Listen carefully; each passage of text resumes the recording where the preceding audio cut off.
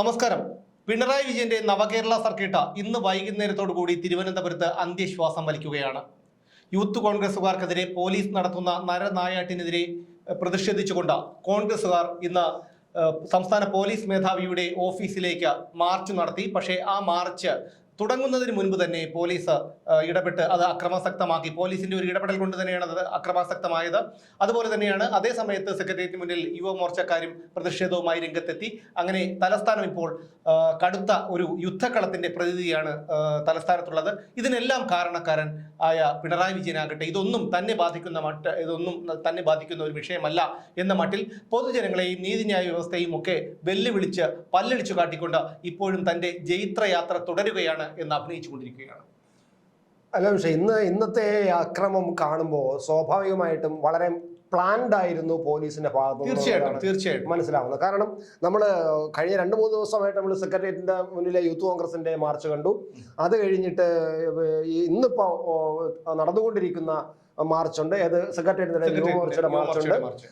മാത്രമല്ല ഇന്നലെയും KSUവിന്റെ ഒരു മാർച്ച് DGP ഓഫീസിലേക്ക് ഉണ്ടായിരുന്നു. ഇതേ DGP ഓഫീസിലേക്ക് KSUവിന്റെ മാർച്ച് ഉണ്ടായിരുന്നു. അപ്പൊ ഇതൊക്കെ നമ്മൾ കണ്ടുകൊണ്ടിരിക്കണം. പഴയ കഥകളൊക്കെ നമുക്ക് വിട്ടേക്കാം. ഈ 2-3 ദിവസത്തെ അത് മാത്രം എടുത്ത് നമ്മൾ നോക്കുമ്പോൾ പോലും സ്വാഭാവികമായിട്ടും ഈ ഇന്ന് കോൺഗ്രസിന്റെ നേതൃത്വത്തിൽ നടത്തിയ DGP ഓഫീസിലേക്കുള്ള മാർച്ച് കലക്കുക, അതിനെ ഇല്ലാതാക്കുക, പ്രധാനമായിട്ടും VD സതീശനെയും KPCC മെമ്പറെയും ഒരു വാക്ക് പോലും പറയാൻ അനുവദിക്കാതിരിക്കുക എന്ന തന്ത്രം, പോലീസിന്റെ തന്ത്രം നേരത്തെ ഉണ്ടായിരുന്നു എന്ന് നമുക്ക് സംശയിക്കേണ്ടി വരും. സംശയമില്ല, വ്യക്തമായി നമുക്കത് മനസ്സിലാക്കാൻ കഴിയും. കാരണം സുധാകരൻ പ്രസംഗിച്ച് തുടങ്ങി, VD സതീശൻ ചുരുങ്ങിയ സമയത്തിനുള്ളിൽ അദ്ദേഹം പ്രസംഗം അവസാനിപ്പിച്ചു. അതിനുശേഷം VD സതീശൻ സംസാരിക്കാൻ തുടങ്ങിയപ്പോൾ തന്നെ യാതൊരു മുന്നറിയിപ്പും ഇല്ലാതെ ടിയർ ഗ്യാസ് പൊട്ടുകയാണ്. യാതൊരു പ്രതിഷേധവും യൂത്ത് കോൺഗ്രസുകാരുടെ ഭാഗത്ത് അതിനകത്തുള്ളൊരു എന്ന് പറഞ്ഞാൽ ടിയർ ഗ്യാസ് ഒക്കെ പ്രയോഗിക്കുന്നതിന് ഒരു പ്രത്യേക പോലീസ് ചട്ടമുണ്ട്, നടപടിക്രമങ്ങളുണ്ട്.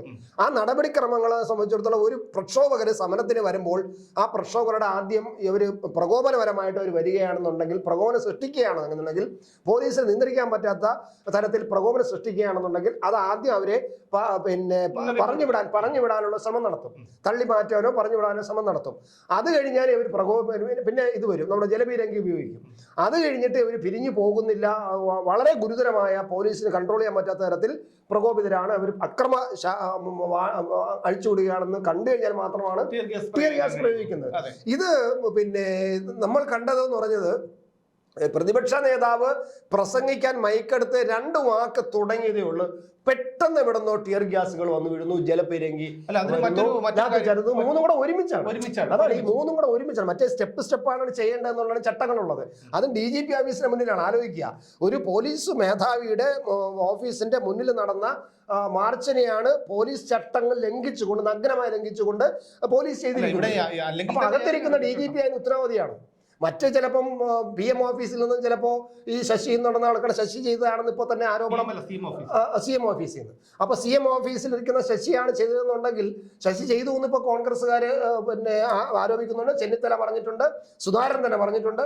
അപ്പൊ സ്വാഭാവികമായിട്ടും ശശി പറയുമ്പോൾ അനുസരിക്കാനുള്ളതാണോ ഇവിടുത്തെ പോലീസ്, അതോ ഈ അകത്തിരിക്കുന്ന ഇവര് സമരം നടത്തിയതിന് അകത്തിരിക്കുന്ന DGP പറയുമ്പോൾ അനുസരിക്കാനുള്ള പോലീസ് വെറും ഡമ്മിയായി? കാരണം ഇത്രയും ദിവസം നമ്മൾ പോലീസിനെയൊക്കെ അനുകൂലിച്ചുകൊണ്ടും പോലീസിനോട് മനുഷ്യത്വപരമായ ഒരു സമീപനം സ്വീകരിച്ചുകൊണ്ടും ഒക്കെയാണ് ഇവിടുത്തെ മാധ്യമപ്രവർത്തകരെല്ലാവരും പെരുമാറുന്നതും അവരുടെ നിലപാടുകളും എല്ലാം അങ്ങനെ തന്നെയായിരുന്നു. പക്ഷെ ഇന്നിപ്പോ ഷൂ എറിഞ്ഞ ഒരു കുറ്റത്തിന് 24-ലെ ഒരു വനിതാ മാധ്യമപ്രവർത്തകരെ കേസെടുത്തിരിക്കുന്നു. അപ്പോൾ ഇതൊക്കെ അല്ല, അത് മാത്രമല്ല, ഈ ഷൂ എറിഞ്ഞതിന് മുഖ്യമന്ത്രിക്ക് ഷൂ എറിഞ്ഞതിന്റെ ഇവിടെ കേസെടുത്തിരിക്കുന്നു. ആ കേസ് എടുക്കുമ്പോൾ ആ ഒരു കേസ് മാത്രമേ എടുത്തു എന്ന് വരാതിരിക്കാൻ വേണ്ടിയിട്ട് ഇപ്പോ DGP ഓഫീസിലേക്ക് യുവമോർച്ചക്കാർ ഒരു മാർച്ച് നടത്തുകയും 5 യുവമോർച്ച വനിതാ പ്രവർത്തകർ അകത്ത് കയറുകയും ചെയ്തു.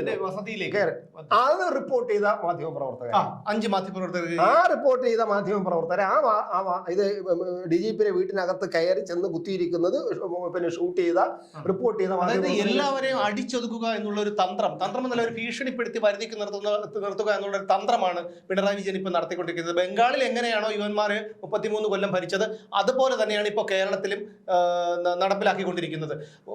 മാധ്യമപ്രവർത്തകരുടെ ജോലി എന്താണ്? ഇത്തരം കാര്യങ്ങൾ റിപ്പോർട്ട് ചെയ്യുക എന്നുള്ളതാണ്. അവരാരുടെയും പക്ഷം പിടിക്കുന്നില്ല.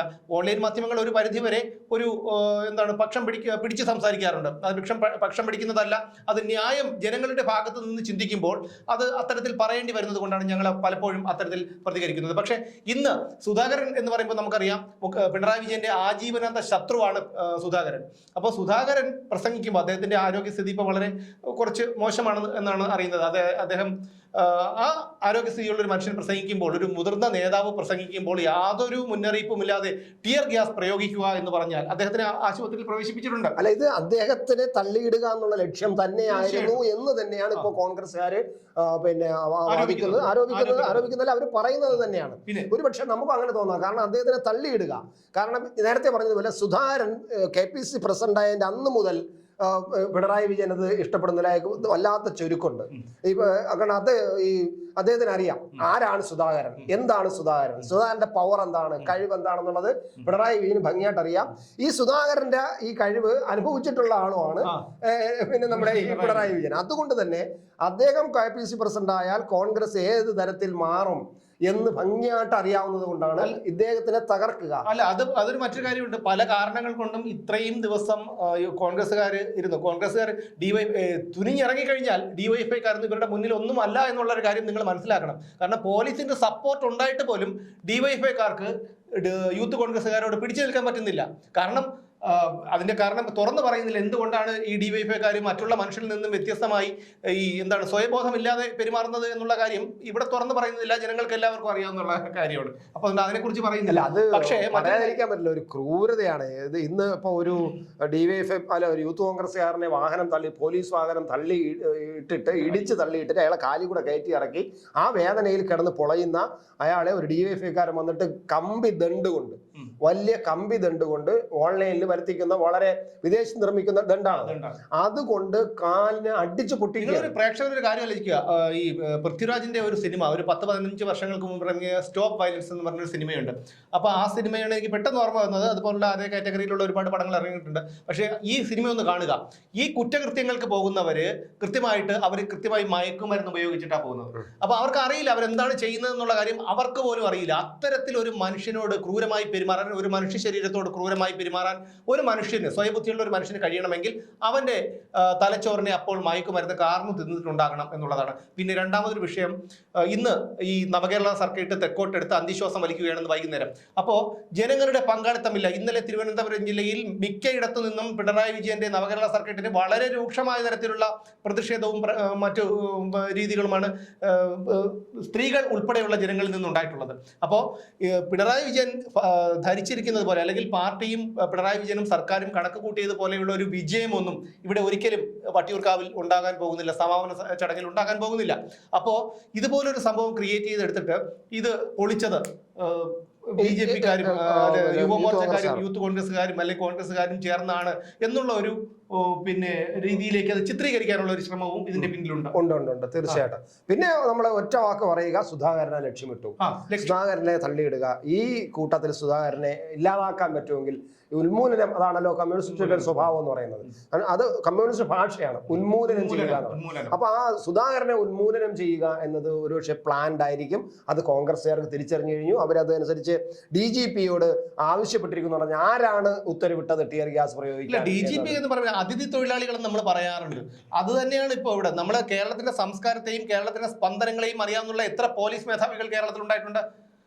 അവർക്കാണെങ്കിൽ അറിയാൻ പറ്റും. ഇത് വരുന്നു ഒരു ഷെയ്ഖ് ദർവേസ് സാഹിബ്, അതിനു മുമ്പ് ലോക്നാഥ് ബെഹ്റ, ഇവരൊക്കെ എന്താണ് ചെയ്തത്? ലോക്നാഥ് ബെഹ്റ പറഞ്ഞത് എന്താണ്? അദ്ദേഹം സർവീസിൽ നിന്ന് പിരിക്കുന്നത് വരെ മിണ്ടിയിട്ടില്ല, പിണറായി വിജയന്റെ ഒരു പിണികളായി പ്രവർത്തിച്ചു. അതിനുശേഷം വിരമിക്കൽ പ്രസംഗത്തിൽ അദ്ദേഹം പറഞ്ഞത് കേരളത്തിൽ IS-ന്റെ സ്ലീപ്പർ സെല്ലുകൾ പ്രവർത്തിക്കുന്നുണ്ട് എന്നാണ്. ഒരു പോലീസ് മേധാവി, സംസ്ഥാനത്തെ ഒരു പോലീസ് മേധാവിയാണ് വിരമിക്കൽ ചടങ്ങിൽ പറയുന്നത്. അതുവരെ അദ്ദേഹം മറച്ചു വെച്ചു. അതൊന്നും ഇവിടെ ഒരു മാധ്യമങ്ങളും ചർച്ചയാക്കിയില്ല. മാധ്യമങ്ങൾക്ക് അത് വേണം, കാരണം കേസെടുത്താൽ പോരാ. ഇവർക്കൊക്കെ ഒത്താശ ചെയ്ത് കൊടുക്കുന്ന പിണറായി വിജയന് വാഴ്ത്തുപാട്ട് പാടുന്ന മാധ്യമങ്ങളിൽ പലർക്കും ഇനി ഇത് തന്നെയാണ് അനുഭവം. മറ്റുള്ളവർ, ഞങ്ങളൊക്കെ പലപ്പോഴും ജയിലിൽ കിടന്നിട്ടുള്ളവരാണ്, പിണറായി വിജയനെ എതിർത്തതിന്റെ പേരിൽ ഞങ്ങൾ ജയിലിൽ കിടന്നിട്ടുള്ളവരാണ്. അത് ഇനിയും ജയിലിൽ പോകാൻ ഞങ്ങൾക്ക് മടിയൊന്നുമില്ല. പക്ഷെ എന്തായിരുന്നാലും ഇത്തരം സംഭവങ്ങൾ, കാരണം നല്ലൊരു ക്രിസ്മസ് ആണ് വരുന്നത്, ആ ക്രിസ്മസ് പോലും ഈ ഒരു മനുഷ്യൻ ഈ ഒരു മനുഷ്യൻ ആകെ നാശമാക്കി എന്നുള്ളതാണ്. അത് മാത്രമല്ല, പിണറായി വിജയന്റെ മക്കളും മറ്റുള്ളവരുടെ നേതാക്കളുടെ മക്കളെല്ലാവരും ഇപ്പോഴും സുരക്ഷിതരാണ്, ഒരു പ്രശ്നമില്ല. ഈ തെരുവിൽ കിടന്ന് തല്ലി തലതല്ലി കീറി ചാകുന്നത് സാധാരണക്കാരന്റെ, പട്ടിണിക്കാരന്റെ, കൂലിപ്പണിക്കാരന്റെ മക്കളാണ്, അല്ലാതെ ഈ നേതാക്കളുടെ മക്കളൊന്നുമല്ല. ഇതൊക്കെ ജനങ്ങളൊന്ന് മനസ്സിലാക്കണം. കാരണം ജനങ്ങൾ ഇനിയെങ്കിലും തിരിച്ചറിയണം, പ്രതികരണം. ഇത് പ്രതികരിക്കുന്നുണ്ട് ശക്തമായി തന്നെ. മുമ്പ് ഞാൻ പലപ്പോഴും പറയാറുള്ളത് പോലെ ജനങ്ങൾ പ്രതികരിക്കണം എന്ന് പറയുന്നത് പോലെ അതിനേക്കാൾ ഉപരിയായി കേരളത്തിലെ ജനങ്ങൾ ഇപ്പോൾ ശക്തിയായി, സ്ത്രീകളും കുട്ടികളും പുരുഷന്മാരും വയോവൃദ്ധരും ഉൾപ്പെടെയുള്ള ജനങ്ങൾ പിണറായി വിജയനും ഈ പറയുന്ന നശിച്ച സംസ്ഥാന സർക്കാരിനുമെതിരെ പ്രതികരിച്ചു തുടങ്ങിയിട്ടുള്ളത് ഒരു വലിയ കാര്യം തന്നെയാണ്. എന്തായാലും ഈ സുധാകരനെ പോലെ ഒരു മുതിർന്ന നേതാവിനെ, കണ്ണൂരിൽ നിന്നും വളർന്നു വന്നൊരു നേതാവാണ് സുധാകരൻ. അദ്ദേഹത്തെ അത്ര പെട്ടെന്നൊന്നും തളർത്തിയിടാൻ പിണറായി വിജയനല്ല, ഇനി ദേവേന്ദ്രൻ എത്ര അച്ഛൻ മുത്തപ്പെട്ടർ വിചാരിച്ചാലും നടക്കുമെന്ന് എനിക്ക് തോന്നുന്നില്ല. പക്ഷെ എന്തായിരുന്നാലും ഈ നാടിനെ ഇങ്ങനെ കളങ്കപ്പെടുത്തുന്നത്, ഈ നാടിനെ ഇങ്ങനെ കലാപഭൂമിയാക്കുന്നത് പിണറായി വിജയൻ എന്നുള്ള ഒരു ഒറ്റ മനുഷ്യൻ തന്നെയാണ്. പക്ഷേ എന്തായാലും ഇനി വരുന്ന സമയങ്ങളിൽ ഓരോ മണിക്കൂറുകളും നിർണായകമാണ്. എന്തായാലും സുധാകരന്റെ നിർണായകം എന്ന് പറയാൻ കാരണം സുധാകരൻ MP ആണ്. MP ഇപ്പോൾ പാർലമെന്റിൽ പിന്നെ പരാതി കൊടുത്തിട്ടുണ്ട്. പാർലമെന്റിലെ പരാതി കൊടുത്ത് അത് എന്താണെന്ന് അന്വേഷിക്കാൻ മിക്കവാറും പാർലമെന്റിൽ നിന്നും സ്പീക്കർക്ക് അനുവാദം ഉണ്ടാവും.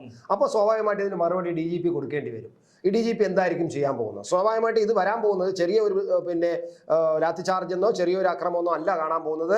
രാജ്യത്ത് വലിയ വിഷയം വരാൻ പോകുന്ന ഒരു ലാത്തി ചാർജാണ്, ഒരു അക്രമമാണ് എന്ന് പോലീസിന്റെ ഭാഗത്ത്. തീർച്ചയായിട്ടും അത് തന്നെയാണ് ഉണ്ടാകുന്നത്. കാരണം സംസ്ഥാനത്ത് കഞ്ഞി കുടിക്കാനുള്ള വക പൊതുഖജനാവിലില്ല, സംസ്ഥാനത്തെ പൊതുഖജനാവിലില്ല. അപ്പോൾ ഇനി ഇപ്പൊ എങ്ങനെയെങ്കിലും കേന്ദ്ര സർക്കാരിനെ കൊണ്ട് കേന്ദ്രത്തിൽ സംസ്ഥാനത്ത് ഇടപെടൽ നടത്തുക, സംസ്ഥാനത്തിന്റെ ഭരണം കേന്ദ്ര സർക്കാർ താൽക്കാലികമായി ഏറ്റെടുക്കുക, അടുത്തൊരു തെരഞ്ഞെടുപ്പിനെ നേരിടുക. ഇത് തന്നെയാണ് ഉദ്ദേശം, അല്ലാതെ വേറൊന്നുമല്ല. എന്തായാലും ഒരു അശുഭമായതൊന്നും സംഭവിക്കാതിരിക്കട്ടെ എന്ന പ്രാർത്ഥനയോടെ വീണ്ടും നമുക്ക് കാണാം മറ്റൊരു വിഷയത്തിലൂടെ.